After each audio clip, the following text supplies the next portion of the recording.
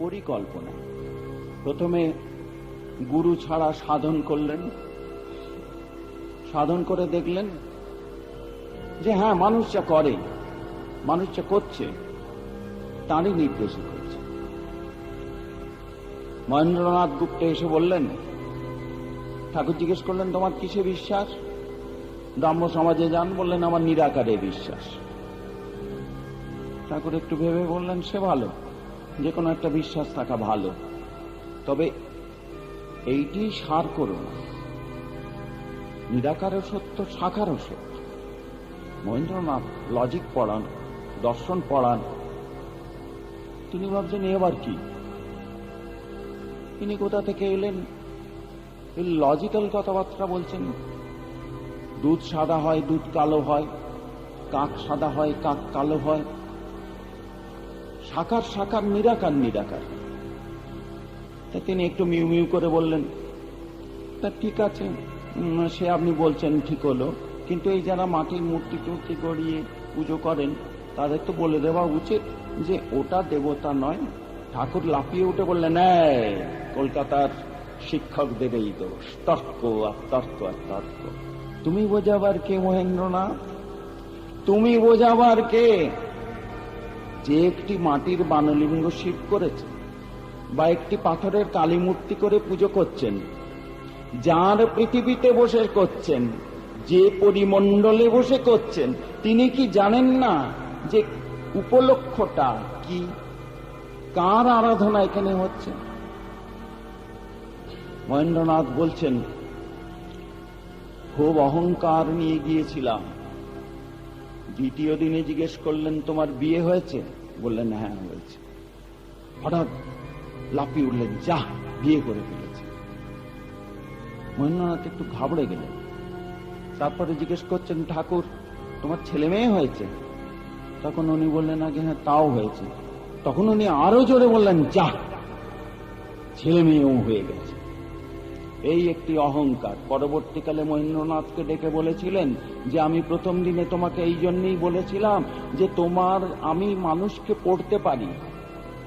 যখন গুরুভাবে আছেন, যখন তন্ত্র সাধনা করে অনিমাদি অষ্টসিদ্ধি লাভ হয়েছে, তখন তিনি বলছেন যে কোনো মানুষ এলে আমি তার ভেতরটা দেখতে পাই, যেন কাঁচের শরীর নিয়ে এসেছে। তার ভেতরে কতটুকু কতটুকু কি আছে আমি সব বুঝতে পারি। আর কি পারি? মানুষের মন পড়তে পারি, সে যা ভাবছে সঙ্গে সঙ্গে আমি পড়ে ফেলতে পারি। বলেই বলছেন, শোনো আমি তোমাকে মহাপ্রভুর নর্ত কীর্তনের দলে দেখেছি, তোমার লক্ষণ ভালো, তোমার গজ কপাল, তাই ভাবলাম সংসারে ঢুকে পড়েছ। তা ঠিক আছে, সংসারেই ঢুকে থাক, তোমাকেও আমার কাজে লাগবে, নরেন্দ্রনাথকে আমার কাজে লাগবে, নরেন্দ্রনাথ যাদের সঙ্গে করে নিয়ে আসবেন তাদেরও কাজে লাগবে, এখন নয় আরো 14 বছর পরে। তার আগে দাঁড়াও, আমার কলকাতার অভিযান শুরু করি। শ্রীরামকৃষ্ণের আগে নবাব সিরাজউদ্দৌলা ওই বাগবাজারের রাস্তা দিয়ে এসে গ্রে স্ট্রিটের ওখানে আপনারা গেলে এখনো দেখবেন একটা ভাঙা পাঁচিল পড়ে আছে, সেইখানে সিরাজের সৈন্যের সঙ্গে ক্লাইভের সৈন্যের প্রথম যুদ্ধ হয়েছিল। আর ভগবান শ্রীরামকৃষ্ণ কামারপুকুর থেকে ঝামাপুকুর হয়ে দক্ষিণেশ্বরে এসে বসলেন। বসে কি করলেন? অতীতের দিকে একবার তাকালেন। হ্যাঁ, সাধন ভজনের এই ধারা দেখতে পাচ্ছি। মহাপ্রভু তার স্ত্রীকে ত্যাগ করে নিজের মোক্ষের জন্য উন্মাদ হয়ে নীলাচলে চলে গেলেন, এবং সেখানে তার শেষটা কি হলো জানা গেল না। বলেই বলছেন তার ভাব সমাধি হতো এবং মহাভাব হতো, তা তিনি চলে গেলেন। শঙ্করাচার্য এসে জ্ঞানের চর্চা করে অসাধারণ অসাধারণ সমস্ত বেদান্তের ব্যাখ্যা, টিকা, গীতার ভাষ্য টাষ্য করে চলে গেলেন জ্ঞানের পথ ধরে। মহাপ্রভু প্রেমের পথ ধরে চলে গেলেন। রামানুজ এলেন, তারা ওই রাস্তা ধরলেন। একমাত্র রামপ্রসাদকে দেখতে পাচ্ছি হালি শহরে বসে, যিনি এই জ্ঞান বিজ্ঞান শাস্ত্র স্মৃতি শ্রুতি ন্যায় নয় মাকে গান শোনাতে শোনাতেই সিদ্ধি লাভ করে গেলেন। ঠাকুরকে যখন একজন প্রশ্ন করেছিলেন আপনি কে, কি বলে মনে হয় আপনাকে, ঠাকুর বললেন আমার কেউ বলেন আমি রামপ্রসাদ, কেউ বলেন আমি রাজা রামকৃষ্ণ। তা অতীতটা একবার দেখে নিলেন যে যারা ধর্ম করেছেন এবং যারা ঈশ্বরকে লাভ করতে চেয়েছেন তারা সবাই সংসার ত্যাগ করেছেন এবং নারী থেকে দূরে সরে গেছেন, এবং নারী জাতি সম্পর্কে তাদের একটা হেয় ভাব ছিল।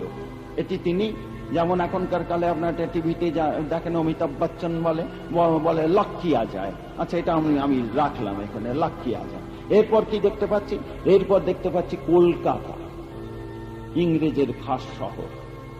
সেখানে যে হাওয়াটা বইছে, সেই হাওয়াটায় শুধু দেশ পরাধীন হয়নি, সংস্কৃতিটাও বিকিয়ে যেতে বসেছে। মানুষের, ভারতীয়ের, বাঙালির যে অহংকার ছিল, ভারতীয়ত্ব, বাঙালিত্ব, সেটাও যেতে বসেছে। কলেজের বাইরে বাইরে পাত্রীরা সাদা আলখাল্লা পরে দাঁড়িয়ে আছে, এক একটা করে প্যাম্পলেট ধরিয়ে দিচ্ছে, বলছে যে তোমাদের পৌত্তলিকতায় ভরা এই হিন্দু ধর্ম, এই পুরোহিতদের অনুশাসন, হেনা তেনা, একাদশীতে নিরম্ব উপবাস করতে হয়, মেয়েদের কুমারী বিবাহ দিতে হয়, বিধবাদের থান কাপড় পরে একাদশী অমাবস্যা নির্জলা করতে করতে তারা শুকিয়ে কাঠ হয়ে যায়। ওইসব ধর্মের থেকে বেরিয়ে আমাদের ধর্মে চলে এসো। সুন্দর পোশাক, সুন্দর নেকটাই, সুন্দর খাদ্য, সুন্দর কাটলেট, সুন্দর কাঁটা চামচে সব তোমরা পাবে, এবং তোমাদের বিলেতেও পাঠিয়ে দিতে পারি। তোমরা ভালো ভালো চাকরি পাবে, ঘোরানো চেয়ার পাবে, সুন্দর সুন্দর টেবিল পাবে। ইউ উইল হ্যাভ পাওয়ার, যা দিয়ে তুমি সমস্ত মানুষকে দাবিয়ে রাখতে পারবে। তোমাদের শিক্ষা আছে, মেধা আছে। বাঙালিকে আমার দরকার। বাঙালিদের আমরা সেই শিক্ষায় শিক্ষিত করব যাতে তারা ইংরেজদের বুটের লাতিও খেতে পারে, আবার তাদের দেওয়া সোহাগও স্পর্শ করতে পারে। তোমরা চলে এসো, চলে এসো। মাইকেল মধুসূদন দত্ত বেরিয়ে চলে গেলেন। তিনি প্রথমেই লিখলেন ক্যাপটিভ লেডি, এবং লিখে পাঠিয়ে দিলেন বেতুন সাহেবের কাছে, ড্রিঙ্ক ওয়াটার বেতুন। তিনি পড়ে 2 লাইন লিখলেন, মাইকেল, ইংরেজিটা ইংরেজরাই লিখুক, তুমি তোমার ভাষাতেই চর্চা করো। সঙ্গে সঙ্গে তার ওই ইংরেজ ধর্ম সম্পর্কে বিদ্বেষ এসে গেল। তিনি আমাদের বরানগরে জয়মিত্রদের কালীবাড়ির রেস্ট হাউসে এসে তিলের তেল মেখে গঙ্গায় স্নান করে ধুতি পাঞ্জাবি পরে আবার হিন্দু হলেন। ভগবান শ্রীরামকৃষ্ণ এটা লক্ষ্য করলেন। শুধুমাত্র ইকোনমিক ইন্ডিপেন্ডেন্স নয়, ইকোনমিক স্লেভারি নয়, ইকোনমি, কালচার, লাইফ, সংসার, সংস্কার, সবকিছু এই ইংরেজরা শেষ করে দিতে চাইছে। অতএব আর একটা বাহিনী, এবার সিঙ্গল ম্যান আর্মি, ভগবান শ্রীরামকৃষ্ণ যাবেন কলকাতা জয় করতে। কিন্তু তার আগে মূল ঘাঁটিটা, এটা একটা ওয়ার, এটা একটা যুদ্ধ। যেন একজন মেজর জেনারেল তিনি দক্ষিণেশ্বরের পঞ্চবটিতে শুধুমাত্র একটি 8 হাতি কাপড় আর তার খোঁটটি গায়ে ফেলে ঘুরে ঘুরে বেড়াচ্ছেন, অশান্ত ছটফট করছেন। রক্ষা করতে হবে দেশ, দেশ, মানুষ, মানুষ। তিনি ঠিক করলেন প্রথম মূল ঘাঁটিটাকে দখল করতে। What's that? খ্রিস্ট ধর্মকে কমব্যাট করার জন্য রামমোহন রায় একটি ধর্ম বের করে আনলেন, যে ধর্মের নাম দিলেন ব্রাহ্ম ধর্ম। সেটা হচ্ছে ঈশ্বর হচ্ছেন সগুণ নিরাকার, সগুণ সাকার নয়, সগুণ নিরাকার। এবং তিনি 5টি উপন্যাস থেকে নিরাকার ব্রহ্মের যে স্তোত্রগুলি আছে তাই দিয়ে একটি বই বের করলেন, উপনিষদ। এবং বললেন যে আমার এই সমাজে জাতপাতের কোনো ভেদাভেদ থাকবে না, এখানে নারীরাও অংশগ্রহণ করতে পারবেন, সভ্য হতে পারবেন, এবং কোন রমণী নিজের ইচ্ছে না হলে 17 বছর বয়স না পেরোলে বিবাহ দেওয়া হবে না, এবং বিধবাদের ওপর থেকে যে পুরোহিতদের নির্যাতন সেটাকেও শিথিল করে দেওয়া হবে, এমনকি প্রয়োজন হলে বিদ্যাসাগর মশাইয়ের প্রবর্তিত বিধবা বিবাহ দেওয়া হবে। রামমোহন রায় চলে গেলেন ব্রিস্টলে, দেহ রাখলেন। এই ধর্ম এলো দেবেন ঠাকুরের হাতে, দেবেন ঠাকুর থেকে কেশবচন্দ্র সেনের হাতে গিয়ে এটা ভয়ঙ্কর ভাবে সারা বাংলাদেশে ছড়িয়ে পড়ল। কেশবচন্দ্রের বাগ্মিতা, তাকে বলা হতো সেকেন্ড জেসাস ক্রাইস্ট। এবং সেই সভায় কলকাতার সমস্ত ইয়াং ট্যালেন্টেড যুবকরা, তার মধ্যে মহেন্দ্রনাথ গুপ্ত আছেন, নরেন্দ্রনাথ আছেন, নাদার্স আছেন, ভগবান শ্রীরামকৃষ্ণ এই কেশবচন্দ্র সেনকে পরাভূত করবেন। কি দিয়ে? প্রেম দিয়ে, জ্ঞান দিয়ে। ব্রাহ্ম সমাজে গেলেন, গিয়ে দেখলেন সেখানে ধ্যান হয়, তা সবাই ধ্যান করছেন। তিনি বিজয় কৃষ্ণ গোস্বামীকে বললেন, ওই যে মাঝে যে বসে আছে ওর ফাতনাই ডুবেছে, ওটি কে? বললেন উনি কেশবচন্দ্র সেন। আর বললেন বাকি যারা ধ্যান করছে বেলা 12টার সময় দক্ষিণেশ্বরের পঞ্চবটিতে এলে তোমরা দেখতে পাবে হনুমানগুলো সেই সময় পোস্তার উপর লাইন দিয়ে বসে থাকে চুপ করে, যেন ধ্যান করছে, কিন্তু মনে মনে ভাবছে কখন গিয়ে হুক করে লাফিয়ে পড়বে গেরস্তের চালায়, গেরস্তের মাচায়, সব লন্ডভন্ড করে খেয়ে আসবে। কেশবচন্দ্র সেনের ধ্যান ভঙ্গ হওয়ার পর বললেন, কেশব তোমার ফাদনা ডুবেছে, কিন্তু তুমি এখানে যাদের বসিয়েছ তারা সব দক্ষিণেশ্বরের বেলা 12টার হনুমান। কি সাহস, কি কেশবচন্দ্র সেনকে এই কথা বলছেন, স্তম্ভিত কেশবচন্দ্র সেন। একই কথা। এইবার কেশবচন্দ্র সেন দক্ষিণেশ্বরে আসছেন তার জামাইয়ের জাহাজে চেপে। ভগবান শ্রীরামকৃষ্ণ বসে আছেন চাঁদনিতে, তার ওই খাটো ধুতিটি পড়ে। কেশবচন্দ্র নাচছেন তার দলবল নিয়ে। কেশবচন্দ্র সেন এসে ভগবান শ্রীরামকৃষ্ণের কাছে বসছেন এবং কেশবচন্দ্রের সঙ্গে কথাবার্তা চলছে। এমন সময় হৃদয় মুড়ি, নারকল টারকল বাতাসা দিয়ে নিয়ে এলেন, তাও তিনি খাচ্ছেন। কেশবচন্দ্র সেন এনচ্যান্টেড, কিছু বলতে হয়নি। ভগবান শ্রীরামকৃষ্ণের আকর্ষণী শক্তি সম্পর্কে পরবর্তীকালে নরেন্দ্রনাথের ভাই মহেন্দ্রনাথ আরেকজন, তিনি বলছেন যে ঠাকুর একদিন বাগবাজারে একটি গৃহস্থের বাড়িতে নিচের তলায় চৌকির ওপর এসে বসেছেন। সেই পাড়ায় একজন ভদ্রলোক, তার মেয়ের ভীষণ অসুখ, ডাক্তারবাবু দেখে প্রেসক্রিপশন করে দিয়ে গেছেন, বলেছেন যে এক্ষুনি ওষুধটা এনে খাইয়ে দিতে। তিনি সামনে একটি মাঠ ছিল, সেই জায়গা দিয়ে যেতে যেতে ক্ষণকালের জন্য মাথাটা ঘুরিয়েছেন। চিন্তি একজন বসে আছে আর তার তিনি হাঁটতে পারছেন না। আস্তে আস্তে সেই বারান্দায় এসে বসলেন, সেই রকটা। আর ঘরের ভেতরে ঠাকুর গান গাইছেন, নানা রকম প্রসঙ্গ করছেন। বেলা 12টা বাজলো, 1টা বাজলো, 2টো বাজলো। তার বাড়ির থেকে লোকজন সব ছুটে এসে দেখছে তিনি কিরকম হতভম্ব হয়ে হাতে প্রেসক্রিপশনটি ধরে বসে আছেন। তোমার মেয়ে মারা যাবে যে? বললেন, না না, আর আমার মেয়ে মারা যাবে না, আমি এবার গিয়ে মেয়ের মাথায় একটু হাত ঠেকিয়ে দেবো, সে ঠিক হয়ে যাবে। গিরিশচন্দ্র ঘোষের কি অহংকার! তিনি বলছেন যে আমি রোজ বোসপাড়ায় রাত্রির বেলা 3 বোতল খেয়ে বেরোতাম। বেরিয়ে বোসপাড়ায় যেসব ধারে আপনারা এখন দেখেন গাছতলায় নুড়ি, শিবের মন্দির টন্দির, বললেন যে আমি এইবার ওইখানে আমার হুইস্কি খাওয়া মূত্র তাদের প্রত্যেকের উপর একটু একটু করে চরণামৃতের মতো বর্ষণ করে দিয়ে আসতাম, দেখি শিব ঠাকুর কি করে। সেই গিরিশচন্দ্র ঘোষ এমন বিপদে পড়লেন, ব্রহ্মা বিষ্ণু মহেশ্বর কলকাতার উকিলরাও কিছু করতে পারবেন না।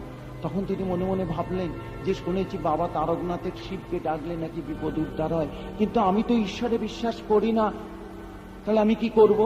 তবু তিনি ডাকতে লাগলেন। তারপরে বলছেন, যে পাকেতে আমি বাঁধা পড়েছিলাম ঠিক যেন উল্টো পাকে সব খুলে যেতে লাগলো। তখন ভাবলেন এটা কি হলো? তখন তিনি প্রতিদিন রাত্রিবেলা থিয়েটারের রিহার্সাল এবং অভিনয় শেষ হবার পর কালীঘাটে গিয়ে হাঁড়ি কাটটির কাছে চুপ করে মধ্যরাত্রে বসে থাকতেন। মন্দিরের পুরোহিত একদিন দেখতে পেয়ে বলছেন, আপনি গিরিশচন্দ্র না? এই কদিন আগে আপনার দক্ষযোগ্য নাটকটি এই নাট মন্দিরে আপনি মাকে দেখাও বলে রিহার্সাল করে গেলেন না? বললেন, হ্যাঁ। তা আপনি এখানে কেন? ওইখানে চলুন দালানে। বললেন, না, আমি তোমার থেকে অনেক চালাক, আমার নাম গিরিশচন্দ্র ঘোষ। এখানে রোজ 150 ছাগবলি হয়। প্রত্যেকবার খাড়া পড়ার সময় ওই ছাগলগুলো ব্যা করে ডেকে ওঠে এবং মা ওইখান থেকে বসে এই হাঁড়িকাঠের দিকে তাকান। অতএব এই সদা সর্বদা তার দৃষ্টি যেখানে জীববলি হয় সেই হাঁড়িকাঠের দিকে। সংসারের হাঁড়িকাঠে গিরিশচন্দ্র ঘোষ মাথাটি গলিয়ে বসে আছেন। সেই হাঁড়িকাঠ আর ওই হাঁড়িকাঠে তফাৎ কিছু নেই। আমি সেই জন্য এখানে বসে থাকি যাতে পয়লা মায়ের নজরে এইখানে পড়ে। সেই গিরিশচন্দ্র ঘোষ বীরভূমের অট্টহাসে চলে গেলেন তন্ত্র সাধনা করার জন্য, যেখানে সতীর ওষ্ঠভাগ পড়েছিল, যে কারণে তার ওই রকম বাগ্মিতা, তার ওই রকমের অভিনয়। তিনি তন্ত্র সিদ্ধ পুরুষ ছিলেন। কিন্তু গিরিশচন্দ্রের অহমিকা, আমি গিরিশ ঘোষ, আমি বাংলার গ্যারিক, আমি ম্যাকবেথের অনুবাদ করেছি। গুরুদাস বলেছিল ম্যাকবেথের ডাইনিদের সংলাপ অনুবাদ করা যায় না, আমি করে দেখিয়ে দিয়েছিলাম। আর আমি কোনো আমার আত্মীয় স্বজনের বাড়ি যেতাম না, পাছে 5 ছুঁয়ে প্রণাম করতে হয়। সেই গিরিশচন্দ্র ঘোষ এক লহমায় কনভার্টেড ভক্ত। তার বিশ্বাস কি না, ঠাকুর বলছেন 5 5 বলছেন, গিরিশ আমি তো তোমাকে দেখেছি, তুমি আসবে, নরেন্দ্রনাথ আসবে, মথুর আসবে, জগদম্বা আসবে, এরা সবাই, শম্ভু মল্লিক আসবে, যদু মল্লিক আসবে, সব আসবে, এখানে বলরাম আসবে। আর আমি তো আসার সময় নরেন্দ্রের গলা জড়িয়ে ধরে বলেছিলাম সপ্ত। বলছেন যে দেবলোকের ঊর্ধ্বেও ঋষিলোক, তার কারণ দেবলোকের ঊর্ধ্বে ঋষিলোক কেন? তারা সাধন ভোজন দিয়ে দেবতাকেও টপকে গেছেন। সেখানে সেই দেবলোকে একদিন এক জ্যোতির্ময় শিশু ভূমিষ্ঠ হলো, অর্থাৎ একটি জ্যোতির বলয় সেখানে তৈরি হলো। সেই জ্যোতির বলয়, সেই জ্যোতির্ময় শিশুটি সপ্ত ঋষির মধ্যে এক ঋষি গলা জড়িয়ে ধরে বললেন, আমি যাচ্ছি, তুমিও এসো। শিশুটি এলেন কামার পুকুরে, আর যাকে বললেন তুমি এসো তিনি এলেন শিমুলিয়ায় বিশ্বনাথ দত্তের পুত্র হয়ে। অতএব ঠাকুর তো সব নিয়ে এসেছেন। এইবার তিনি কেশবচন্দ্রকে জ্ঞানের পথ থেকে বাগ্মিতার পথ থেকে এমন ভাবে কনভার্ট করে ফেললেন যে তিনি এসে ঠাকুরের পায়ের কাছে, হাঁটুটির কাছে বসে থাকতেন আর বলতেন, বাবা বলো বলো আরো বলো। সেই কেশবচন্দ্র সেন যখন অসুস্থ, ভগবান শ্রীরামকৃষ্ণ ঠনঠনের কালীবাড়িতে ডাবচিনি মানত করলেন এবং মৃত্যুর কয়েকদিন আগের যে দৃশ্যটি সেটি অসাধারণ। ভগবান শ্রীরামকৃষ্ণ কমলকুটিরে কেশবচন্দ্র সেনকে দর্শন করতে গেছেন। সেখানে দোতলায় গিয়ে বাইরে বারান্দায় একটি চৌকিতে বসে আছেন। ভেতরে খবর গেছে কেশবচন্দ্র ভীষণ অসুস্থ। অনেকক্ষণ বসে থাকার পর দেখছেন যে কেশবচন্দ্র সেন বাংলার দ্বিতীয় খ্রাইস্ট, যিনি ব্রাহ্ম আন্দোলনের পুরোধা নেতা, যার আমলে ব্রাহ্ম আন্দোলন একবারে শীর্ষে পৌঁছে গিয়েছিল, তিনি একটি দেয়াল ধরে ধরে ধরে ধরে আসছেন। এসে ঠাকুরের পাশটিতে কাছে এসে সাষ্টাঙ্গে প্রণাম করে একটি চেয়ারে বসে হাঁপাতে লাগলেন। কেশবচন্দ্র সেনকে বলছেন, ঠাকুর কেশব, অন্দরমহলে তুমি মেয়েদের মধ্যে অতক্ষণ থেকো না, অসুস্থ তো কি হয়েছে, তুমি একটু বাইরে ওদের থেকে ছেড়ে বসে থাকবে। কেশবচন্দ্র সেনের সঙ্গে নানা রকম প্রসঙ্গ হচ্ছে। তারপরে কেশব কাঁদতে লাগলেন, এত কাঁদতে লাগলেন যে সে কাশি আর বন্ধ হয় না। ভগবান শ্রীরামকৃষ্ণ উহ উহ করতে লাগলেন। কেশবচন্দ্র সেন বললেন, তবে আমি আসি। আস্তে আস্তে আস্তে আস্তে আবার দেয়াল ধরে ধরে ভেতরে চলে গেলেন। পরের দিন কেশবচন্দ্র সেন পরলোকে চলে গেলেন। ঠাকুর 3 দিন বিছানা ছেড়ে উঠতে পারলেন না। বললেন, কেশব ছেড়ে চলে গেল, আমি কার সঙ্গে কথা বলবো? বিখ্যাত বর্ধমান রাজার সভা পণ্ডিত পদ্মলোচন এড়ে যায় স্বাস্থ্য পরিবর্তনের জন্য এসেছেন। মথুরবাবু অন্নমেরু করবেন। ঠাকুরকে বললেন, আপনি যান, গিয়ে ওই অত বড় পণ্ডিতকে আপনি বললে আসবেন। পদ্মলোচন ঠাকুরের সেই বিতর্ক ভৈরবী দ্বারা গঠিত সেই বিতর্ক সভায় উপস্থিত থাকার কথা ছিল, যেখানে বৈষ্ণব চরণ, গৌরী পণ্ডিত এবং ভাটপাড়ার অন্যান্য পণ্ডিতরা ছিল, যেখানে তর্ক করে ভৈরবী বলবেন যে এবারে অবতার পুরুষ এসেছেন নিত্যানন্দের ঘোলে শ্রী চৈতন্য। বৈষ্ণব চরণ সেদিন একটু দেরিতে আসছেন। সবাই নাট মন্দিরে সব সভা সাজানো হয়ে গেছে। গৌরী পণ্ডিত এসে বসে আছেন। বৈষ্ণব চরণ সেই সময়কার একজন মস্ত বড় স্মার্ত, তিনি এসেছেন। ঠাকুর সেই সময় ওই সভায় যাবেন বলে মায়ের মন্দিরে প্রণাম করছিলেন। পেছন ফিরে তাকিয়ে দেখেন বৈষ্ণব চরণ প্রণাম করছে। সঙ্গে সঙ্গে বৈষ্ণব চরণের ঘাড়ে কাঁধে গিয়ে বসে পড়লেন। বৈষ্ণব চরণ ঠাকুরকে কাঁধে করে নিয়ে নাট মন্দিরে এসে নামিয়ে দিলেন। সেই দৃশ্য দেখে বাকি সবাই বললেন, আর তর্কের প্রয়োজন নাই, জিনিস মারতে স্কন্ধে লাফিয়ে উঠতে পারেন, সেখানে আর তর্ক কি হবে? ইনি অবতার শুধু বললে ভুল হবে, ইনি অবতারই, যে শক্তি থেকে অবতাররা অবতীর্ণ হন। সভা ভেঙে গেল। সেই কেশবচন্দ্র সেনকে গ্রহণ করলেন। ব্রাহ্ম আন্দোলন কেশবচন্দ্র সেনকে বলছে, না আর তোমাকে ভক্তির কথা বলবো না, তাহলে তোমার সমাজ উঠে যাবে। তাই হলো, কেশবচন্দ্র সেনের ব্রাহ্ম সমাজ তছনছ করে দিলেন ভগবান শ্রীরামকৃষ্ণ। সমস্ত ছেলেদের বললেন, ফিরে আয়, চলে আয়, আমাদের সনাতন ধর্মের আশ্রয়ে চলে আয়। এখানে তোদের আমি একটা ধর্ম দিচ্ছি, যেখানে পুরোহিত থাকবে না, যেখানে কোনো শাস্ত্র থাকবে না, যেখানে কোনো জ্ঞানের চর্চা থাকবে না। জ্ঞানীরা হচ্ছে শকুন ভালচার, বহু উঁচুতে তারা থাকে, কিন্তু দৃষ্টি থাকে ভাগাড়ের দিকে। অর্থাৎ জ্ঞানের পথে নয়। উপনিষদের কথা বলছেন, উপনিষদের কথা বলছেন, ন মেধয়া ন বহুনা শ্রুতেন জমে বৈশ ব্রেণুতে তেন লভ্য। মায়ের কাছে চাও, 3 টান এক করে চাও। সত্যিই কি তুমি ঈশ্বরকে চাও? এইবার নরেন্দ্রনাথ কনভার্টেড হয়ে গেছেন, সমাধি করে পাগল হচ্ছেন। দ্বিতীয় দিনে ঠাকুরকে এই গানটি শোনালেন। সেই গানটি আমাদের সকলের। এটা কি আমাদের এলাকা? এটা কি আমার ঘর? মন চলো নিজ নিকেতনে, সংসার বিদেশে, বিদেশীর বেশে ভ্রম কেন অকারণে। নরেন্দ্রনাথ হলেন সর্বকালের তারুণ্যের প্রতীক। আর তরুণদের যে অবিশ্বাস, সেই অবিশ্বাসেরও প্রতীক।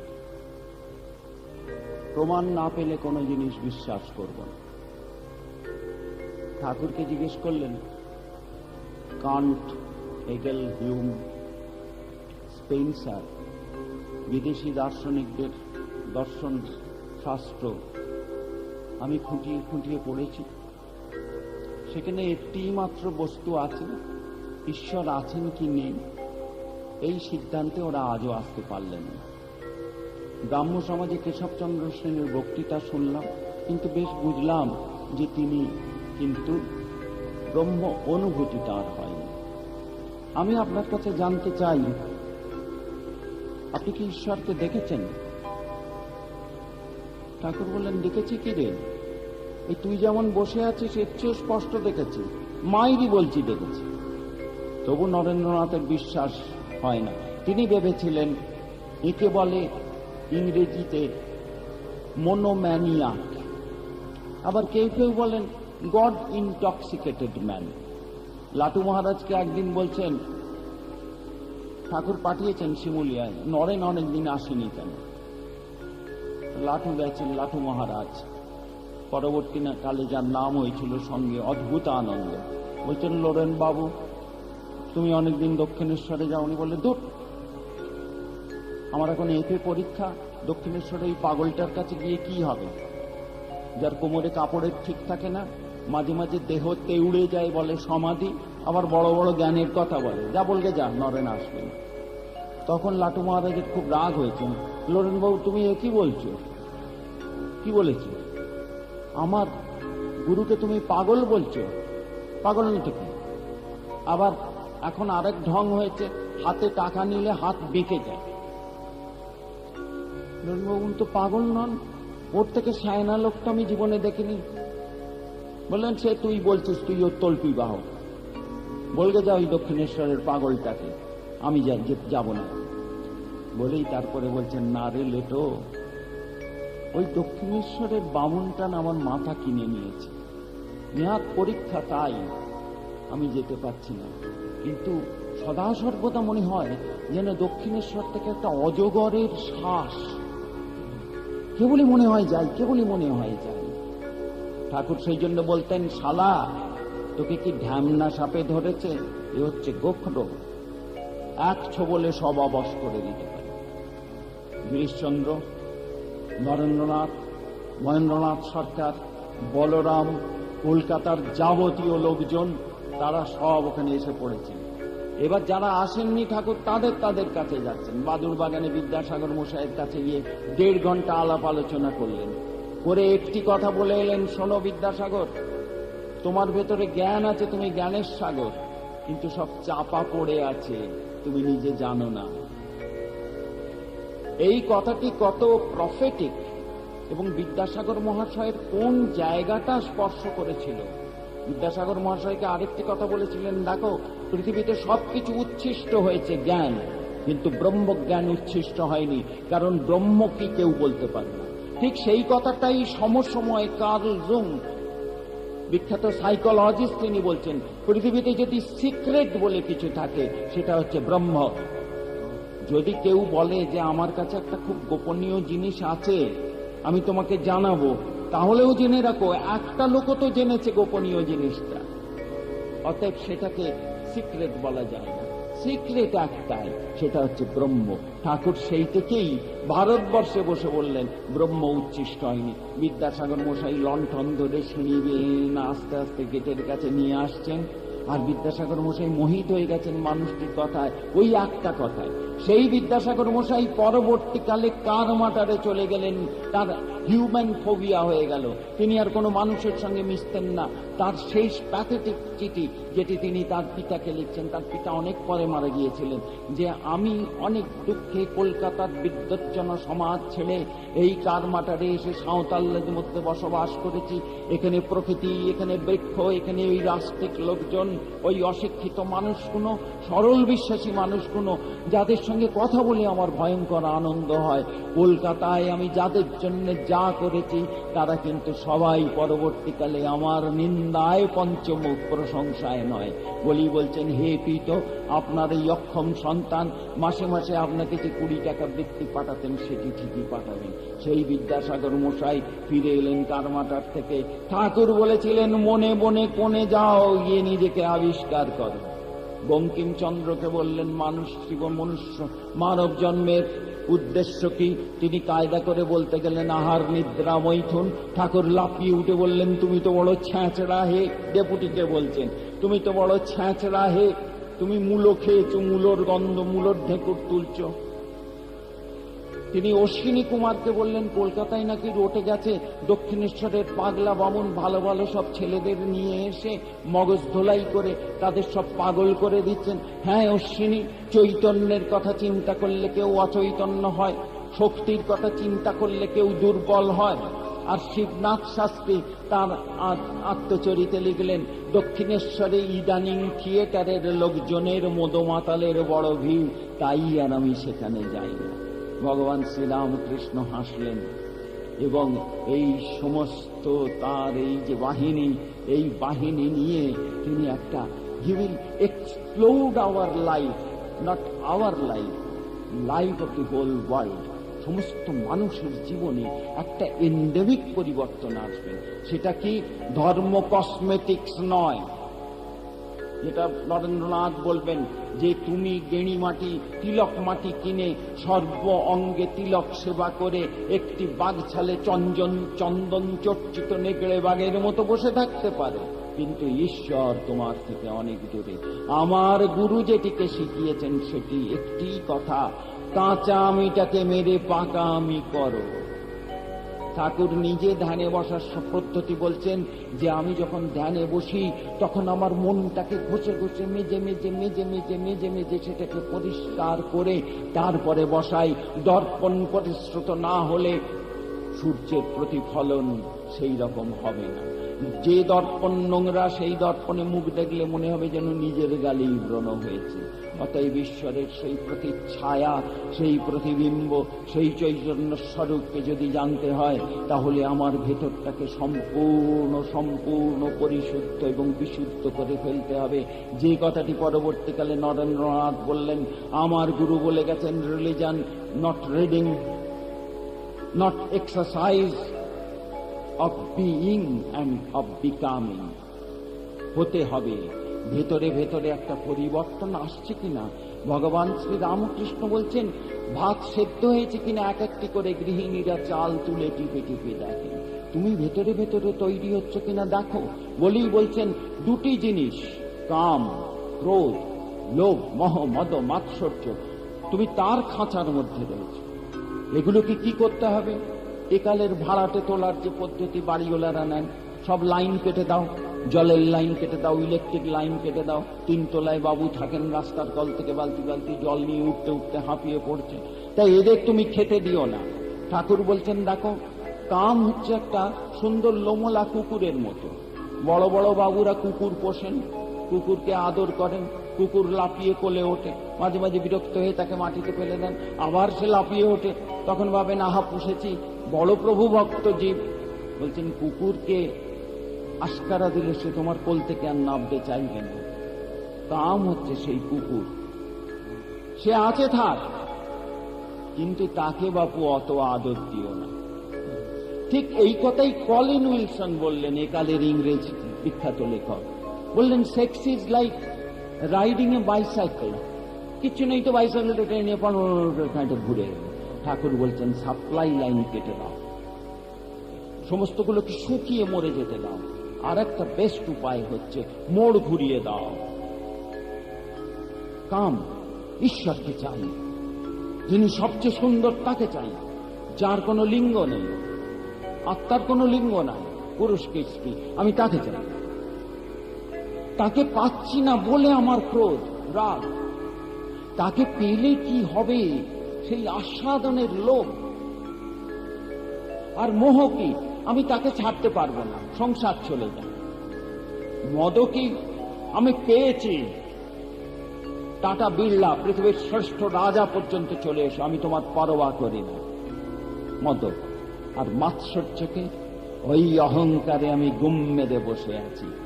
ঠাকুর উপমা দিচ্ছেন, ভ্রমর ফুলে বসার আগে বহুত গনগন গনগন গনগন করে। এইবার ফুলের মধ্যে ঢুকছে সে, তখন পরাগ টরাগ তার মুখে লাগছে, সে সেই পরাগে তখন তার গুনগুনুনিটা একটু মাতালের মতো আধো আধো অস্ফুট। তারপরে দেখা যাচ্ছে যে সে আর কোনো শব্দ করছে না, ফুলের মধ্যে অদৃশ্য হয়ে গেছে। এটা হচ্ছে আমার মাৎসর্য। আমি সেইটাকে উপভোগ করছি বলেই বলছেন যে সমস্ত কিছু মুখ ঘুরিয়ে দাও, যদি না ঘোরাও ঘুরিও না। আমি সেই গুরু নই যে তোমাকে গলায় গামছা দিয়ে প্রণামীর জন্য, সিল্কের ধুতি গরদের জন্য, ভালো ভালো চাল কলার জন্য তোমাকে আমার কাছে ডেকে আনবো। তুমি আসবে, আমি তোমাকে তোমার বাইরে দেখব, তোমার ভেতর দেখব। ঠাকুর বলতেন তোর হাতটা আমার হাতের উপর দে, ওজন নিতেন। যদি দেখতেন হাত খুব ভারী, বলছেন ওটা খলের হাত, হাত হবে হালকা।